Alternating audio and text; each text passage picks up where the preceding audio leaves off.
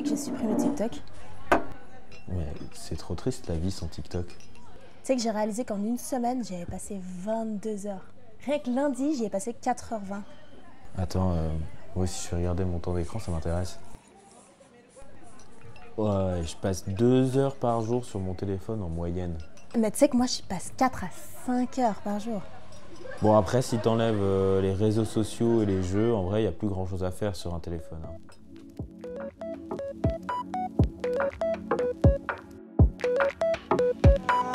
Ces propos, tenus par un petit groupe d'étudiantes et étudiants à la cafétéria de l'Amphimax, m'ont fait réfléchir. Et moi alors? Je me plains constamment de manquer de temps, mais ne serait-ce pas mon téléphone qui me le vole?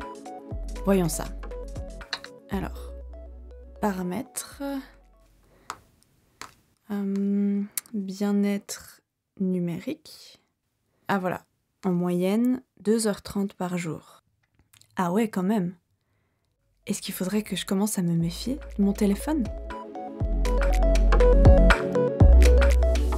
Vous écoutez l'Uniscope, un podcast du magazine du campus de l'Université de Lausanne. Dans cet épisode, nous allons interroger notre rapport à ce drôle d'appareil qui, sans crier gare, est pratiquement devenu un prolongement de notre main. Joël Bilieu est professeur de psychologie clinique à la faculté des sciences sociales et politiques de l'Université de Lausanne et chercheur au centre de jeux excessifs du CHUV.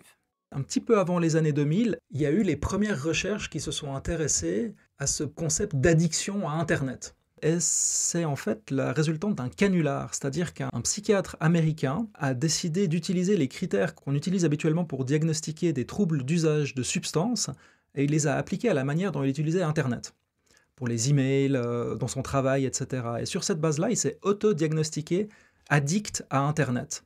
Et ce qui est assez singulier, c'est de voir que par la suite, très rapidement, des chercheuses et des chercheurs vont reprendre ces propos de Goldberg et parfois les citer, même sans mentionner qu'à la base, il s'agit d'un canular, pour développer des questionnaires et des outils pour faire de la recherche sur cette nouvelle addiction, l'addiction à Internet. Déjà, pour commencer, une addiction, qu'est-ce que c'est? Alors l'addiction, elle fait référence à une utilisation problématique d'une substance psychoactive, c'est-à-dire une substance qui a un effet sur votre système nerveux central, donc votre cerveau. Il existe différents types de substances, elles peuvent ralentir l'efficience de votre système nerveux central, elles peuvent l'optimiser, ça c'est les stimulants, les autres c'est les dépresseurs, ou elles peuvent perturber l'efficience de votre système nerveux central. Donc un stimulateur, ça peut être de la caféine, de la théine ou des amphétamines par exemple.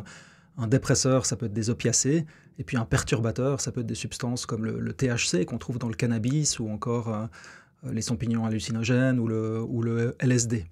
Quand on parle d'une addiction, on parle vraiment d'un syndrome, donc d'un trouble mental, qui est caractérisé par un certain nombre de critères. Les plus importants sont la perte de contrôle sur l'usage, donc. C'est-à-dire qu'on ne consomme plus au moment où on a décidé de consommer, on consomme plus que ce qu'on avait prévu, pour des périodes de temps plus prolongées, ce genre de choses-là. On a aussi des phénomènes d'habituation et de manque qui sont vraiment aussi liés à l'effet de la substance d'un point de vue neurocérébral. Et là, l'habituation, c'est le fait de devoir, par exemple, consommer toujours plus pour avoir les mêmes effets. Et puis le manque, c'est des symptômes soit physiologiques, soit psychologiques. Physiologique, ça peut être tremblement, sudation, des douleurs, etc. Psychologique, ça peut être une anxiété, des émotions négatives, l'irritabilité, etc. Pour parler d'addiction, il faut que la consommation, elle soit compulsive, donc non contrôlée, et qu'elle se traduise par des conséquences négatives dans votre vie quotidienne. Ça peut être la sphère professionnelle, ça peut être la sphère sociale, ça peut être la santé personnelle. Et on parle, dans ce cas-là, d'impact fonctionnel, c'est-à-dire que finalement, la consommation, elle va interférer avec votre capacité à fonctionner dans votre vie de tous les jours. Il y a déjà dans les années 90 eu les premières propositions d'aller parler du concept d'addiction comportementale. Et les premières personnes qui se sont intéressées à parler d'addiction comportementale ont considéré des comportements comme à l'époque on parlait du jeu pathologique, mais on faisait référence ici au jeu d'argent pathologique. Et d'autres types de conduites ont été considérées dans ces premières propositions, comme la kleptomanie, la pyromanie, comme des potentielles addictions, en fait. Et puis, beaucoup plus tard, en 2013, là, vous avez ce qu'on considère peut-être même comme un changement épistémologique, c'est-à-dire, pour la première fois, une addiction non liée à une substance va être inclue dans le DSM, qui est l'ouvrage américain qui répertorie les différentes maladies mentales et la manière de les diagnostiquer. Et là, c'est le trouble du jeu d'argent ou gambling disorder. Et à partir de là, vous avez eu une promotion de toute une série d'études qui vont considérer toutes les différentes conduites de la vie de tous les jours ou des loisirs comme des potentielles addictions, parce que finalement, vous avez ce changement important qui est de ne plus avoir la substance psychoactive comme une nécessité pour parler d'une conduite addictive. Mais alors, est-ce qu'aujourd'hui, on peut parler d'une addiction au smartphone ? L'addiction au téléphone portable ou l'addiction à Internet ne sont pas des catégories reconnues comme étant des maladies mentales, même si parfois on a l'impression, tellement on en parle comme des addictions, je suis addict à mon portable, etc. Il faut faire attention avec ça pour plusieurs raisons. La première raison, c'est qu'en 2025, votre téléphone portable, vous l'utilisez pour toute une série de choses. Ça va de l'achat à la planification de vos vacances et à toute une série finalement d'activités de la vie quotidienne. Donc dans un sens, vous êtes dépendant au fait d'avoir un smartphone ou un téléphone portable. Je vous défie de fonctionner en 2025 sans téléphone portable. Donc déjà, d'aller parler d'une notion de dépendance ou d'addiction par rapport à un outil nécessaire dans le fonctionnement de la vie quotidienne, c'est déjà quelque chose qui est questionnant. Par ailleurs, un autre souci à mon sens, c'est la confusion entre l'outil ou la technologie et ce pourquoi cette technologie ou cet outil est utilisé. On peut faire plein de choses différentes à travers le smartphone. On peut faire des jeux vidéo, on peut aller sur des réseaux sociaux, on peut planifier nos vacances, on peut répondre à nos emails, on peut aller consulter des sites pornographiques, on peut faire des paris en ligne, on peut faire du streaming, regarder nos séries préférées, être sur des services de messagerie instantanée comme WhatsApp. Bref, on a une multitude de fonctions qui sont canalisées dans cet objet-là. Et parler d'addiction au smartphone n'a pas beaucoup de sens parce que le smartphone ou l'Internet, pour faire la comparaison avec l'addiction à Internet, sont finalement des technologies ou des vecteurs de comportements qui peuvent ou non être problématiques. Si je prends une métaphore, c'est un peu comme si vous dites, chez une personne qui a un trouble d'usage de l'alcool, elle est addicte au verre. Il peut y avoir certaines utilisations du smartphone qui ont des caractères de la compulsion ou de l'addiction, mais en lien avec des activités spécifiques, comme par exemple le jeu vidéo ou le jeu d'argent ou la consommation de porno. Pourtant, il existe un terme bien précis pour désigner ce phénomène, la nomophobie. Selon Wikipédia, la nomophobie ou mobidépendance est un néologisme désignant la phobie d'être séparé de son téléphone mobile chez les sujets dépendants au smartphone. Il y a souvent des termes assez touchy qui sont utilisés pour définir des nouveaux troubles potentiels. Et ici, on parle de la nomophobie, effectivement, pour no mobile phone phobie. Donc c'est avant le smartphone que ce terme-là a été utilisé. Ce qui est assez, pour moi, frappant, c'est de voir que ce terme dans lequel on parle d'une phobie a notamment été utilisé pour parler d'addiction. Et c'est complètement, si vous allez regarder en psychiatrie ce que c'est qu'une phobie et une addiction, c'est très différent. Une phobie, c'est un trouble anxieux. Et une addiction, c'est un trouble externalisé de l'approche et de comportements dérégulés. C'est très différent. Et le traitement, par exemple, serait complètement différent de traiter une phobie ou de traiter une addiction. Alors ici, le terme est utilisé pour effectivement décrire la peur de ne plus être en lien avec le smartphone, du fait que ces outils finalement assouvissent toute une série de fonctions. C'est un terme que personnellement je n'utilise pas, de la même manière que je n'utilise pas l'addiction au portable et que je vais plutôt parler d'un usage problématique, parce qu'elle ne va pas mettre une étiologie ou une cause spécifique derrière cette utilisation. On peut avoir un usage problématique si on a par exemple une insécurité dans nos relations affectives et autres et on a besoin de rester en contact, et peut-être que là on est plus proche de la nomophobie, on va dire, ou alors un usage problématique qui se traduit par des paris en ligne répétés, intensifs, incontrôlés, où là on serait plus proche d'une addiction finalement. Si vous avez le terme usage problématique, ça vous évite de coller une étiquette a priori, et puis en fonction de la situation, de voir quelle va être la meilleure explication pour rendre compte du comportement problématique. Ok, mais alors, est-ce qu'avec mes 2h30 d'écran quotidienne, on peut dire que mon utilisation est problématique ?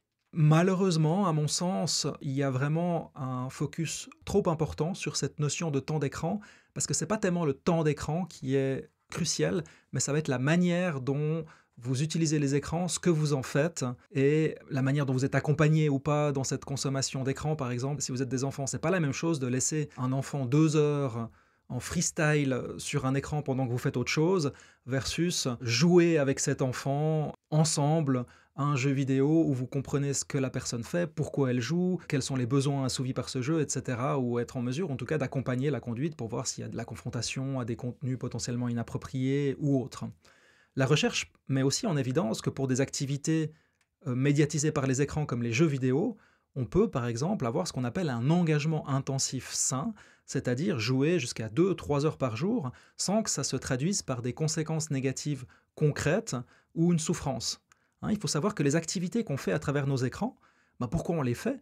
Parce que c'est des activités finalement qui vont nous permettre d'assouvir nos besoins fondamentaux autant qu'individus, d'affiliation sociale, d'autonomie, de compétences, de pouvoir, etc. Donc c'est pas pour rien qu'on s'engage dans ce genre d'activités. Souvent on les réduit à des hypothèses dopaminergiques, les likes nous provoquent du plaisir, donc c'est pour ça, mais c'est beaucoup plus complexe. Et à mon sens, le fait que ces activités qu'on fait à travers ces technologies nous permettent d'assouvir nos besoins fondamentaux, c'est la clé qui explique aussi la manière dont les gens s'engagent dans ces activités-là. Et la notion du fait qu'on peut passer beaucoup de temps sur des activités médiatisées par des écrans sans avoir des conséquences négatives, pour moi, remet en question la validité d'indices comme le temps d'écran. Et on peut vraiment avoir des situations où un enfant utilise, 2 heures par jour son écran et ça a des conséquences très tangibles et négatives pour cet enfant, et un autre où ça ne va pas être le cas. Ça va dépendre de l'environnement, ça va dépendre de l'accompagnement et ça va dépendre de ce qui est fait évidemment sur l'écran. Ok, un engagement intensif sain.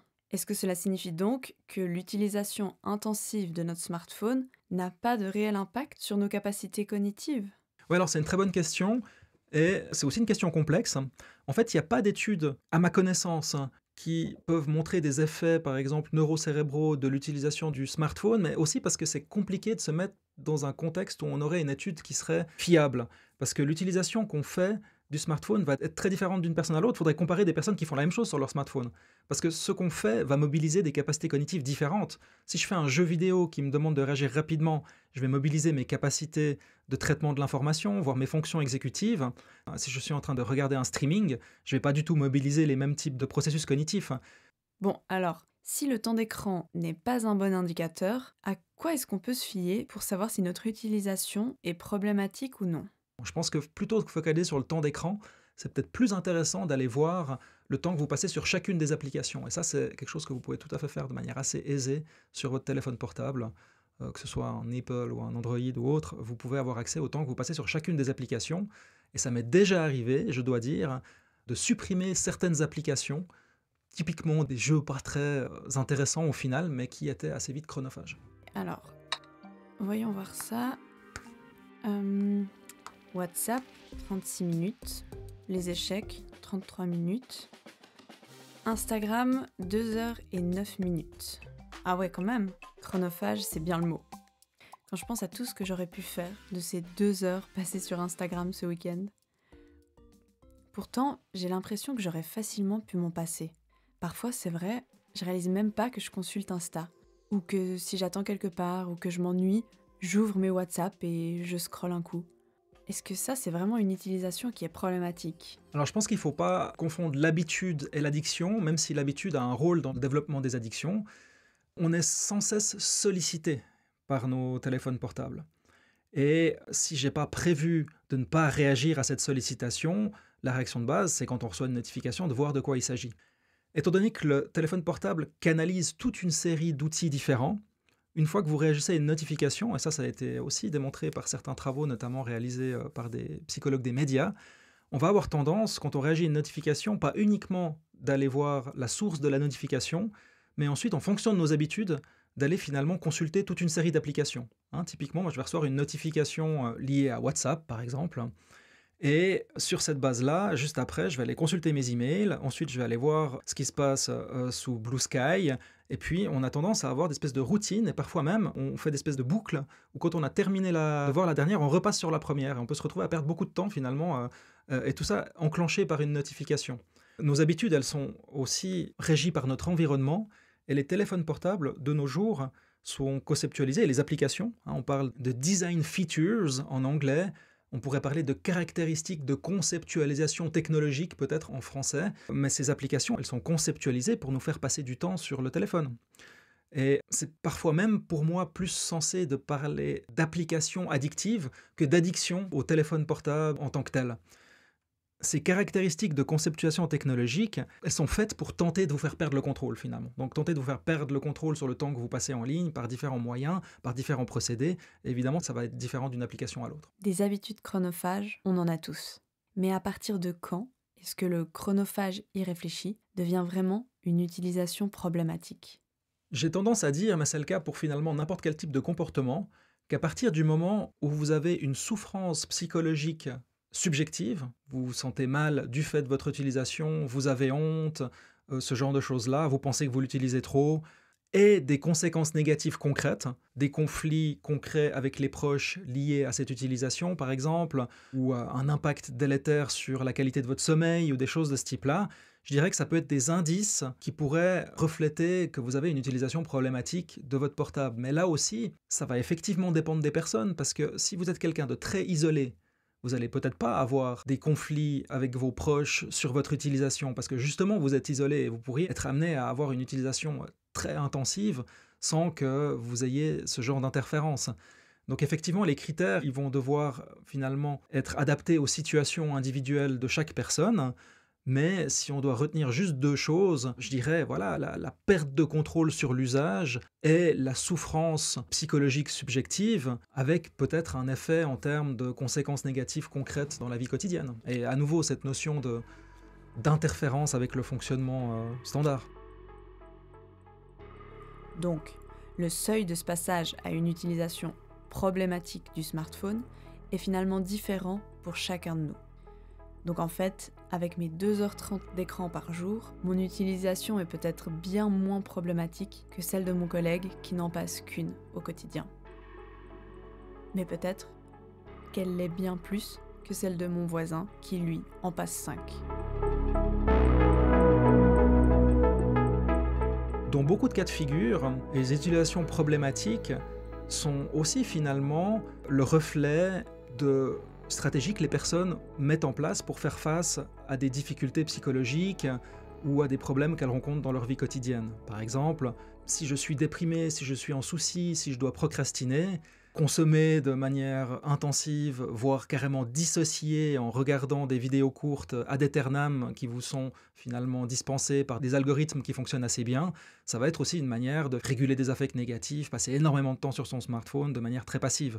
Donc voilà, on a finalement différents types d'utilisation problématiques qui vont dépendre de votre personnalité, de vos caractéristiques et puis des différentes utilisations que vous faites avec votre portable. Donc voilà, une explication, une étiologie, par exemple l'addiction ou autre chose, est finalement trop simpliste pour rendre compte de l'utilisation potentiellement problématique de quelque chose d'aussi complexe et multifactoriel que le téléphone portable. Mais alors, comment mesurer et quantifier des perceptions qui, au fond, restent relativement subjectives ? En 2013, un groupe de chercheurs a créé une sorte de test pour mesurer ce lien de dépendance. Elle s'appelle le Smartphone Addiction Scale, ou SAS. C'est une échelle de dépistage d'une potentielle addiction au smartphone. Et c'est une échelle qui a été utilisée dans des centaines, voire des milliers de publications scientifiques, donc vraiment un outil psychométrique qui a un impact important dans la littérature scientifique. Il a été développé selon ce qu'on pourrait appeler une approche confirmatoire ou un biais confirmatoire, c'est-à-dire il est parti du présupposé ou de l'a priori que l'utilisation excessive du portable était une addiction. Donc les auteurs qui ont développé cet outil ont transposé les critères de l'addiction au smartphone. Donc ils ont pris des questionnaires qui avaient été validés dans le trouble d'usage de substances et d'alcool et simplement remplacé le terme alcool par le terme smartphone. Et donc vous avez des items qui vont évaluer des phénomènes comme la tolérance, le fait de passer plus de temps sur son téléphone portable progressivement pourrait être le reflet d'une habituation ou d'une tolérance à l'utilisation du portable. Donc là, on transpose le critère d'habituation qu'on a dans la substance, parce que dans la substance, effectivement, pour avoir le même degré de satisfaction ou d'euphorie, vous allez devoir progressivement consommer plus d'alcool, par exemple, parce que votre corps s'habitue à l'effet de la substance et une quantité plus importante est nécessaire pour avoir le même effet. Donc on voit ici, on transpose les choses. De la même manière, vous avez une transposition du critère de manque. Je ne suis pas bien quand je ne peux pas utiliser mon portable. Et en fait, le problème pour moi avec ce genre d'outil, c'est qu'on a une négligence des hypothèses alternatives. Parce que imaginez, vous êtes mal parce que vous n'avez plus votre portable. Est-ce que vraiment ça va refléter un manque au sens physiologique du terme, ou est-ce qu'on peut trouver plein d'autres explications pour expliquer le fait que vous n'êtes pas bien? À mon sens, on peut en trouver plein. Déjà, vous avez besoin d'utiliser le portable pour fonctionner dans votre vie quotidienne, donc si vous l'avez perdu, a priori, vous n'êtes pas bien. Deuxièmement, vous avez peut-être des activités qui vont vous permettre d'assouvir toute une série de besoins fondamentaux, d'échanges avec des proches, ou des activités qui vous font plaisir. Donc simplement, comme vous ne pouvez plus l'utiliser, vous ne vous sentez pas bien. Ça peut se traduire par des émotions négatives ou autres. Et ça, c'est un point assez fondamental dans ce qui est souvent considéré comme le manque par rapport à des outils comme le smartphone. On n'a finalement que des indices psychologiques. C'est-à-dire qu'on va avoir de l'anxiété, de la tristesse, de l'irritabilité, la colère. Mais on n'aura pas des manifestations physiologiques comme sudation, des douleurs, et finalement des manifestations qui sont importantes dans les critères de manque tels qu'ils sont définis dans les addictions aux substances. Donc le problème pour moi avec ce genre d'échelle, c'est qu'elle mesure quelque chose, mais on ne sait pas très bien ce qu'elle mesure. Et souvent les hypothèses qui sont sous-jacentes à des scores élevés à ces échelles ne reflètent pas forcément une addiction au sens strict. Un des risques, c'est de créer beaucoup de faux positifs en fait. C'est-à-dire, c'est très facile de scorer de manière très élevée à ces échelles parce qu'on utilise le téléphone portable pour toutes nos activités dans la vie quotidienne. Et donc, vous allez avoir une proportion indécente de personnes qui, quand on utilise ces échelles, vont sortir comme addicts, entre guillemets. Et il y a vraiment des publications qui vont vous dire, voilà, on a fait passer le Smartphone Addiction Scale à des étudiants de psycho, on a une prévalence d'un trouble d'addiction à 40%.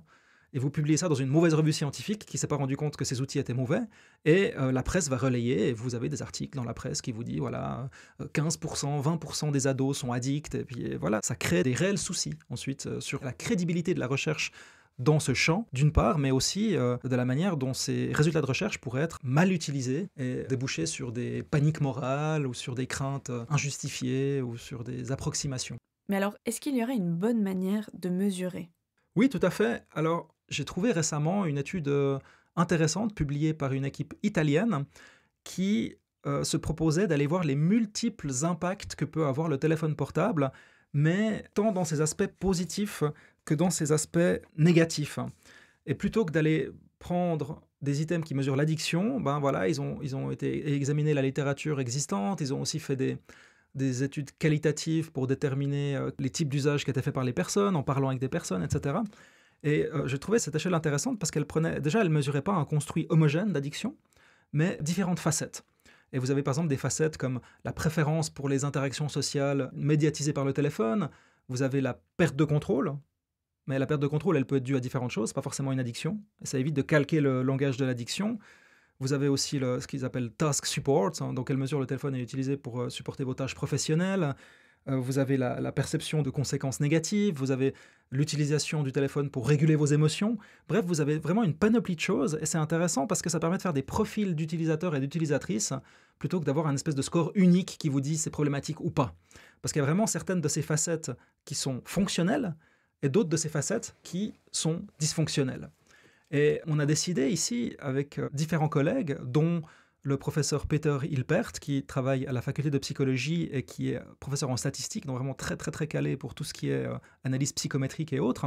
Avec lui, on a adapté ces échelles en français et en anglais, et on en a testé les qualités psychométriques pour promouvoir dans la littérature l'utilisation d'échelles justement qui ne sont pas caractérisées par ces biais confirmatoires ou qui vont forcément mesurer les choses à la lumière d'une addiction et qui vont permettre de mettre en avant à la fois les forces et les faiblesses de l'outil ou les utilisations fonctionnelles versus dysfonctionnelles. Bref, finalement, une approche plus multifacette et plus nuancée, on va dire.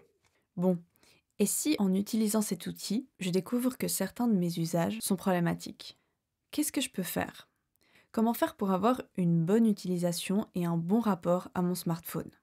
Alors, quand on parle d'utilisation adéquate du téléphone portable, il faut quand même savoir un certain nombre de choses. La première, c'est que c'est beaucoup plus difficile de s'empêcher de faire quelque chose, donc de réfréner un automatisme par exemple, que d'implémenter des routines différentes. Et ça, je pense que c'est déjà un principe qui est assez intéressant à savoir quand on veut essayer d'optimiser l'utilisation du téléphone portable.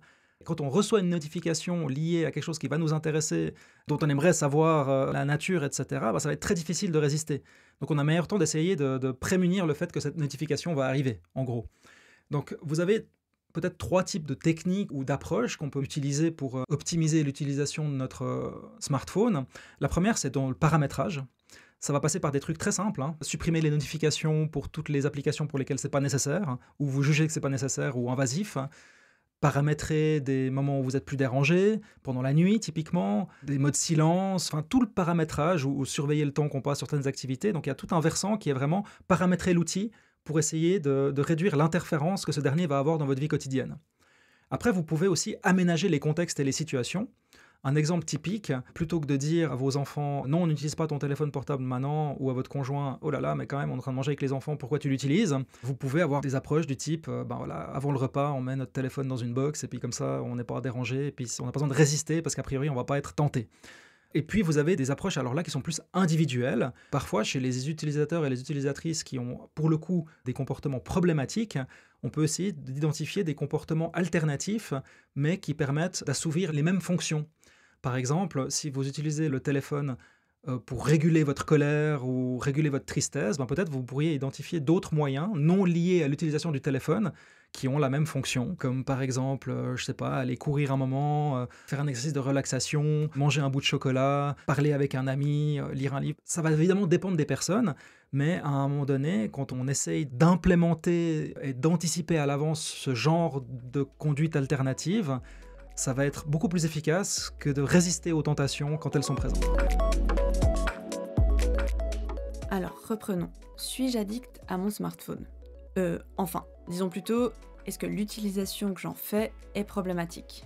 Alors certes, mon téléphone ne me quitte jamais et mon temps d'écran me semble élevé, mais j'ai l'impression qu'il n'y a aucune application dont je ne pourrais pas me passer. Et comme l'a dit Joël Bilieu, le temps d'écran n'est au fond pas le meilleur indicateur.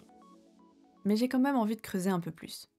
Alors, smartphone impact scale. Alors, première question, les autres me disent que je passe trop de temps sur mon téléphone. Non, tout à fait en désaccord. Parfois, j'ai des discussions avec ceux qui m'entourent au sujet de mon utilisation excessive du smartphone. Tout à fait en désaccord. Quand je suis en colère, utiliser mon smartphone me fait me sentir mieux. Oui, plutôt d'accord, ça me change les idées, c'est vrai. Quand je me sens sous pression.